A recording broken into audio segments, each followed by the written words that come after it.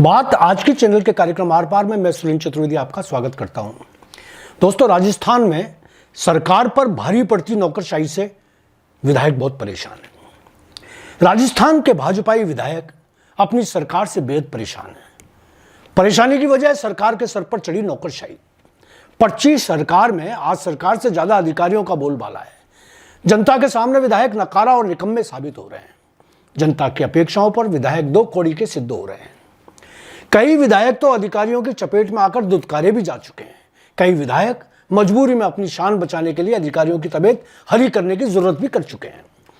पिछले दिनों ब्यावर के विधायक शंकर सिंह रावत ने राज्य की नौकरशाही पर करारा व्यंग ही नहीं कसा, बल्कि सरकार को भी इसके लिए कटघरे में खड़ा किया। रावत ने जो आरोप लगाए वे 100% सही थे। अधिकारियों ने इस बार भाजपा सरकार के सारे काम कब्जा लिए हैं। विधायक क्या, मंत्रियों के भी अलमस्त अधिकारी ताबे नहीं आ रहे। जनता के कामों को लेकर जब कोई विधायक अधिकारियों के पास जाते हैं तो उनका बट देखने लायक होता है। जनसेवक को सम्मान देना तो दूर, अधिकारी उनको सामने खाली पड़ी कुर्सियों पर बैठने तक की जरूरत महसूस नहीं करते। छोटे मोटे काम आम आदमी की तरह बात सुनी जाती है और कोई ना कोई कारण बताकर काम नहीं किया जाता। यह स्थिति पूरे राजस्थान की हो चुकी है। IAS हो या IPS, उनका रुतबा देखने लायक होता है।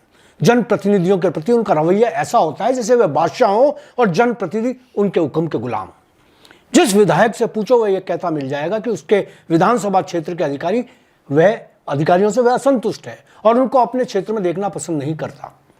अधिकांश विधायक क्षेत्रीय अधिकारियों के रवैये से तंग आकर सरकार को लिखित में उनके तबादले की सिफारिश कर चुके हैं, मगर जयपुर में बैठे आला अधिकारियों के आगे सरकार की चली नहीं रही। राज्य में शायद ही कोई विधायक हो जो अपने क्षेत्र से किसी अधिकारी को हटवा पाया हो। दूसरी तरफ राज्य के सभी उच्चाधिकारी इस अतिरिक्त आत्मविश्वास में है कि जयपुर में बैठे उनके खैरख्वाह अधिकारी उनका बाल बांका नहीं होने देंगे। पिछली गहलोत सरकार में क्योंकि सरकार अपने वजूद को बचाए रखने के लिए विधायकों का संख्या बल बनाए हुए थी, अतः विधायकों की अंधी चल रही थी। उनकी हर सही गलत बात को माना जा रहा था। सचिन और गहलोत के बीच के असंतुलन का विधायक मजा ले रहे थे। सरकार ने 5 साल में विधायकों को सर पर बैठाए रखा, लेकिन अब हालात ठीक उल्टे हो चुके हैं। सरकार बहुमत में तो है, पर दिल्ली की छत्र छाया में चल रही है। मुख्यमंत्री भजनलाल को सरकार चलाने का कोई पूर्व अनुभव नहीं है, तो सरकारी अधिकारी उनकी इस कमी का पूरा फायदा उठा रहे हैं। नौकरशाही पूरी तरह मुख्यमंत्री पर सवारी गांठ रही है। एक और बात यह है कि दिल्ली ने राज्य सरकार को मदद करने की नियत से कुछ अनुभवी और तेज तर्रार अधिकारी सर्वाधिकार देकर तैनात कर रखे हैं, इसलिए उनका तिलिस्म अलग से सर चढ़कर हो हल्ला मचा रहा है। राज्य भर के विधायकों ने अब यह समझ लिया है कि इस तरह अगर उनके क्षेत्र में अधिकारियों की तूती बोलती रही तो उनकी बांसुरी बजना ही बंद हो जाएगी। यही वजह है कि विधायक अब खुले रूप में सामने आने लगे हैं।